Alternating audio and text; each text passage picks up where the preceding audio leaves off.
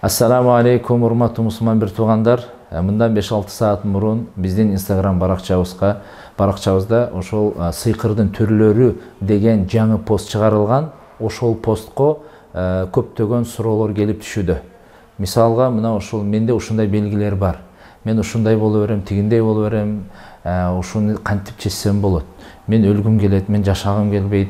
Менде алсыздык болот, уйкусуздук бар, корком, ушундай сыяктуу ар кандай суроолор келип түшүүдө. Азыр биз ошол суроолорго иншалла жооп беребиз. Сизде мына ушул постубузга чыгарылган белгилердин баары бар экен.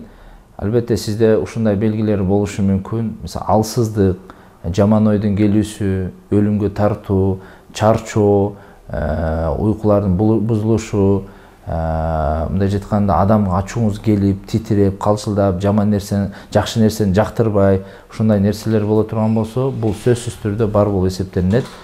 Ошондуктан иншалла сиз менен биз эмне кылабыз? Ушундай белгилер болсо, сөзсүз түрдө эң күчтүү дем салган адамга кайрылышыбыз керек.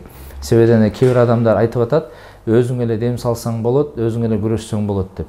Ал сиз өзүңүз күрөшө албайсыз мындай нерсе менен. Себеби дегенде сиз ошо күрөшө албагандыктан ошондой белгилер болот. А эгерде сиз ошол нерсени өзүңүз күрөшө турган болсоңуз, жакшы болот, бирок ошо күрөшө албагандыктан ошондой алсыз болуп жүрөсүз. Сөзсүз түрдө рухиятчыга келип, өзүңүзгө окутуп, дем салдыртып, анан кийин иншалла акырындык менен ошо жин шайтан менен күрөшүүгө аракет кылсаңыз болот.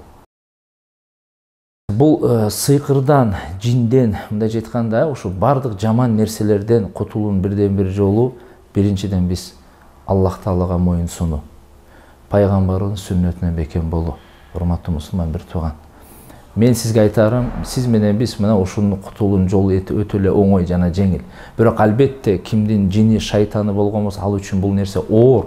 Намаз окуу, эртең менен кечинде коргон дуаларды окуу, зикир кылуу, дайыма зикир менен жүрүү, дайыма Ихлас, Фалак, Нас деген сүрөлөрдү окуу, дайыма ар бир сүннөт дуаларды окуу, үйгө кирип чыккан дуасы, ажатканага кирип чыккан ушу дуаларды окуу, көп эле адамга бул нерсе келе бербейт. Бирок албетте сиз менен биз эмне кылышыбыз керек? Өзүбүз аракет кылышыбыз керек. Сөзсүз түрдө намаз, таңкы кечки зикир, сөзсүз түрдө эмне ошо рукияны, бакараны күнүнө 1,5 саат, 2 сааттан кем эмес угуп турушубуз керек иншалла.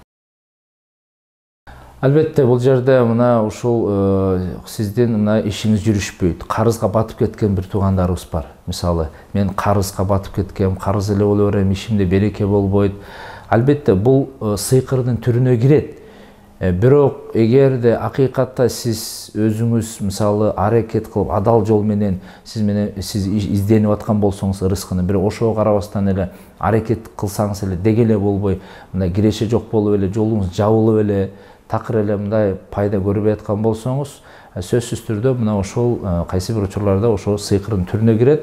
Бул ошол карызга көз каранды кылып кое тургандагы бул сыйкырдын бирден бир түрү ушундай.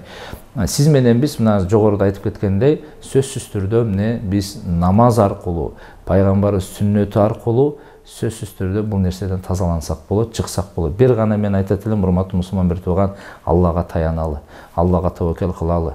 Биз мисалы эгерде биз көз ачыкка ишенгендей Аллахка ишенсек, биз давно сиз менен биз жумушубуз жүрүп, давно сиз менен бактылуу болуп кетмекпиз. Бирок тилекке каршы биз көз ачыкка 100% ишенебиз дагы, Аллах Таалага биз ишенбейбиз. Ошо Аллахка толук ишенбегендиктен, Аллага табакел кылбагандыктан, Аллага таянбагандыктан, Алладан суранбагандыктан, Алладан үмүт кылбагандыктан сиз менен биз ушуну алсыз болуп турабыз.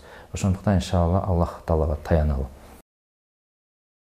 Албетте мына ошо жанагы сыйкырдын түрлөрүнө сөзсүз түрдө мына ушул баш оору жана башкалар кирет дедик, алсыздык жана башка. Бирок албетте баягы сыйкыр дегенде мына ошо кайсы бир адамдан, душман тарабынан сыйкырланган болсоңуз, мисалы, ал сизди биринчи оорутат да.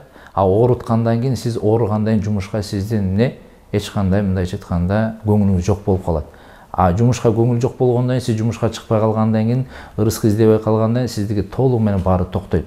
Ошондуктан сиз менен биз, урматтуу мусулман бир тууган, мына ушундан арылыш үчүн иншалла мына Аллахка таянып, тазаланып, өзүбүздү эгерде өзүбүз ошол нерсеге мындай батын албай, өзүбүз аракет кыла албай атсак, мен сиздерге айтат элем, эң күчтүү рукиячыга өзүңүздөрдү окутуп, дем салдырып, анан тазаланып, анан бисмилла деп ошо Аллах Таалага тобокел кылып, Аллах Таалага таянып, иншалла намаз окуп сүннөткө бекем бололу. Сизде мына ушу посттогу кээ бир сыйкырдын түрлөрү сизде бар экен.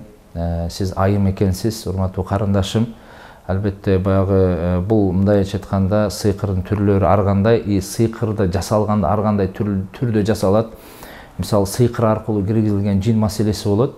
Мына ошо жин маселеси дагы ошол аял затка отурукташуу менен, анын мындайча айтканда жатынына отурукташуу менен, анын өзүн сүйүп калуу менен, ал сөзсүз түрдө ал эч кандай күйөөгө тие албайт, анын жолу болбойт, ал эч кандай күйөөнү каалабай калат, ал бирөө менен ушу көрүнүшү бирөө менен турмуш курайын десе турмуш кура албайт, же жакпайт, же өзү жакпай калат. Ушундай нерселер болот. Анан мен айтат элек, биз эми аракетин кылышыбыз керек да.